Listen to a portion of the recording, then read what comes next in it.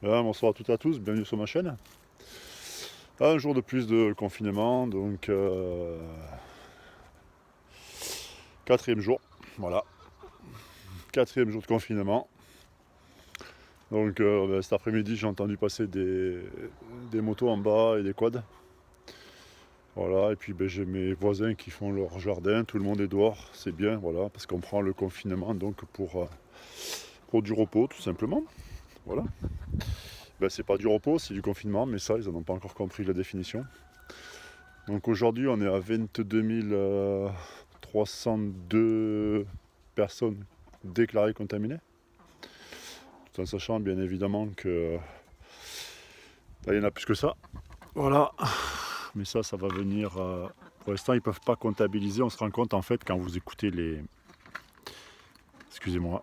Quand vous écoutez hop, les journalistes, ils ne peuvent pas comptabiliser le nombre exact de personnes contaminées pour l'instant. Voilà. Ce qui est prévisible, hein, c'est normal. C'est normal. Donc du coup, on va forcément encore avoir des cas qui vont augmenter. Et puis on a de plus en plus de gens contaminés à domicile. Et puis là, on vient d'apprendre donc aujourd'hui, si vous avez suivi, que seront comptabilisés les décès dans les EHPAD à part. Donc il y aura les morts du coronavirus déclarés et il y aura à côté les décès dans les EHPAD. Voilà, tout simplement. Sinon le confinement se passe très bien. Aujourd'hui ça a été donc fabrication de fromage. Et puis lecture ça permet de lire des bouquins que forcément j'avais achetés et puis que j'avais pas eu le temps de lire. Voilà.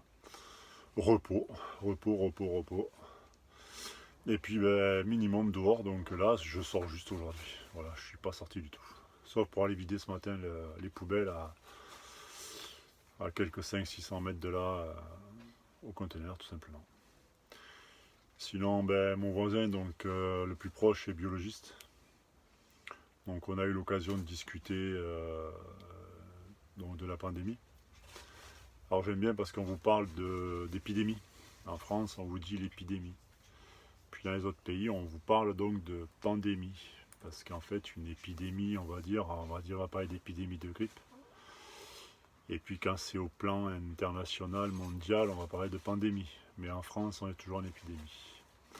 Donc on a pu voir aussi donc en discutant tous les deux que effectivement lui aussi pense que le pic de pandémie, pardon, avec ces conneries, je répète moi-même, le pic de pandémie donc va être beaucoup plus tard que ce qu'on croit.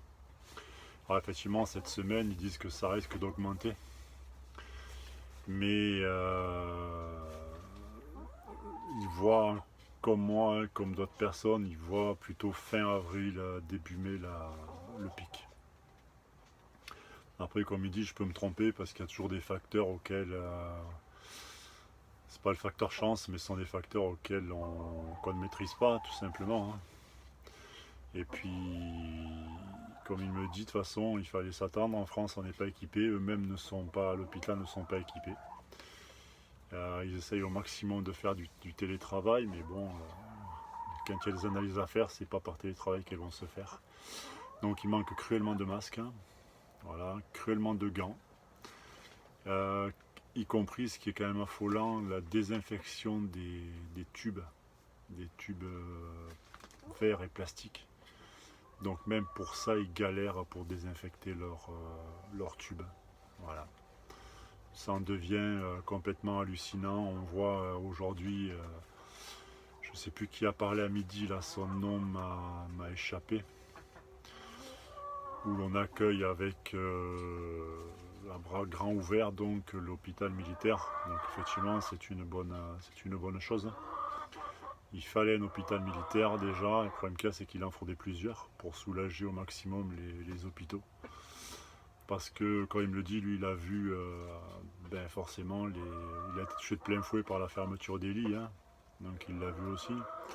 Et effectivement, ouais, il manque au moins, lui me disait quand même au moins 35 000 lits. On en a fermé 25 000, mais il en faudrait quand même 35 000 de plus. C'est pour ça qu'on a beaucoup de... Enfin beaucoup, on a quelques patients qui partent en Allemagne, qui partent au Luxembourg, qui vont être soignés donc un peu partout, donc à l'étranger, hein, donc Allemagne et Luxembourg comme je viens de le dire, mais aussi donc en France dans les hôpitaux qui pour l'instant ne sont pas, on va dire, saturés. Mais c'est une bonne et mauvaise chose à la fois, parce que qu'est-ce qui va se passer si ces hôpitaux-là viennent à être saturés parce que dans la région d'un coup se développent des pics, enfin, le pic va se développer de toute façon, mais dans ces régions-là, donc on va quand même manquer de lits, qu'on le veuille ou non, on manque de respirateurs, on manque de masques, on manque de gants, on manque de tout en fait. Voilà, c'est vive la France, c'est comme ça nique danse et ça recommence. Voilà. Ensuite, que dire de plus, ouais, on a parlé de l'actualité là par rapport au chômage partiel. Alors sachez que toutes les professions ne seront pas logées à la même enseigne. Donc moi j'ai contact avec avocats, donc je sais que par exemple ils se font bien, mais alors bien, hein, mais alors bien profond, hein, voilà. Ils ont strictement droit à rien parce qu'on considère qu'ils peuvent faire du télétravail. Voilà. Et que ou alors on leur a dit qu'il fallait seulement qu'ils retournent à leur cabinet, qu'ils prennent des distances de sécurité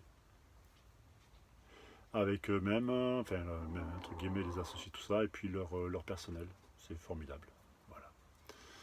Tout ça, bien évidemment, donc on se rend compte, donc M. Macron m'a menti lors de son premier discours en disant qu'aucune entreprise française, aucun patron, aucun quoi que ce soit ne serait impacté par le virus, que l'État allait tout prendre en charge. C'est cela même, oui, c'est cela. Voilà. Alors, éventuellement, il existe sur certains sites des tubes de gel. Je ne vous recommanderai pas parce que bon, il y a beaucoup de marques, chacun prendra le sien. Hein. Vous verrez, ça passera bien, vous allez voir. N'ayez pas peur d'en mettre, hein, parce que ça va piquer. Après la pandémie, vous allez voir, ça va encore plus piquer.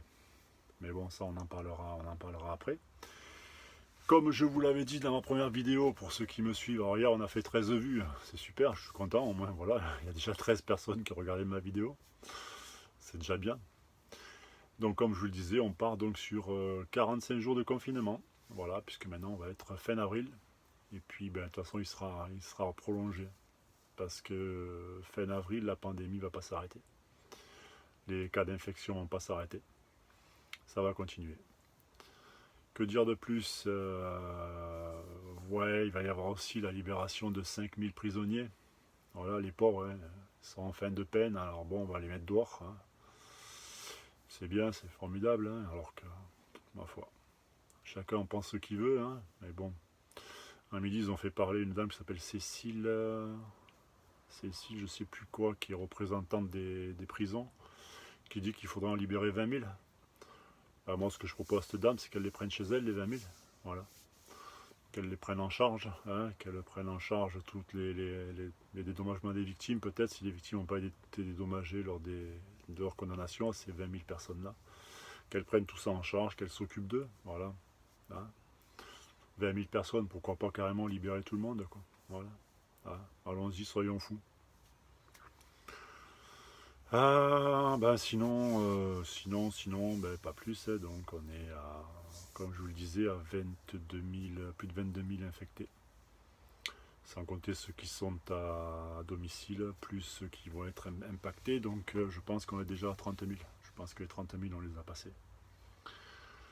On les a passés, on voit qu'en Espagne, ça explose. C'est énorme. Hein. C'est énorme. Voilà. Ah oui, sinon, on peut en revenir là, juste parce que ça m'est sorti de la tête là. Quand je vous parlais donc, des avocats, il faut savoir qu'ils ont leur caisse nationale de retraite, là, le CNB, qui est comment dire, créditaire de 2 milliards. Donc c'est leur caisse de retraite, 2 milliards. Et qui refuse d'aider les cabinets, tout simplement, pendant cette période-là de confinement. Ce qui fait qu'il y aura des cabinets d'avocats qui vont sûrement fermer. Voilà, alors qu'il faut savoir que tous les avocats cotisent à ce CNB. Là. Mais bon, voilà. Le CNB, c'est l'État. Les 2 milliards, ils vont se les garder. est terminé. Voilà, c'est comme ça. Que dire de plus? Ouais, le bateau est arrivé à Marseille. Ça, c'est prémonitoire. Le bateau est arrivé donc au large de la Corse pour soulager les hôpitaux corses. Et voilà, sinon les verbalisations continuent, hein. Bon, pas assez hein, évidemment, puisque les gens continuent à nous respecter. Il y a beaucoup de personnes âgées tiens, qui étaient dehors aujourd'hui. Après, moi je vous dis, je vais passer des quads, des motocross. C'est normal, hein. J'en ai même vu qui faisaient leur jogging à deux. Voilà, on ne respecte pas parce qu'on est plus fort que le virus. Sinon, ben voilà, hein, comme je vous dis, moi le confinement j'ai le moral, il n'y a pas de problème, ça se passe très bien. Impeccable, jardinage comme d'habitude un petit peu là, je vais finir un petit peu de trois choses que j'ai à faire. Et puis ben, ça fera moins de, avec cette vidéo qui est déjà à 11 minutes, il me restera encore 40 et quelques minutes à être dehors.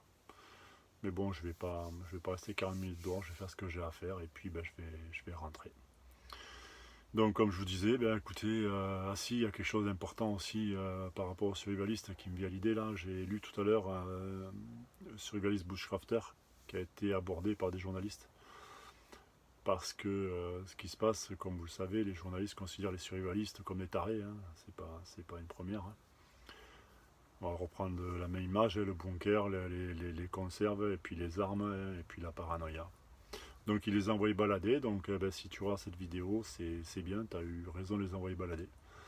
Parce qu'ils nous considèrent comme pour des tarés. Hein. Seulement, voilà, nous, on savait que ça allait arriver. On savait que les choses allaient arriver.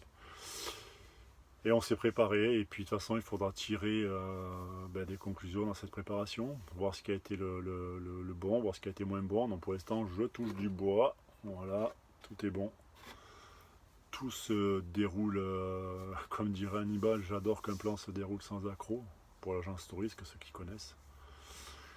Et donc il faudra quand même tirer des conclusions, voir un petit peu s'il n'y avait pas des petites choses à améliorer pour la prochaine. Bien, sur ce, je vous souhaite une bonne soirée, et puis je vous dis à demain, c'était le 4e jour de confinement.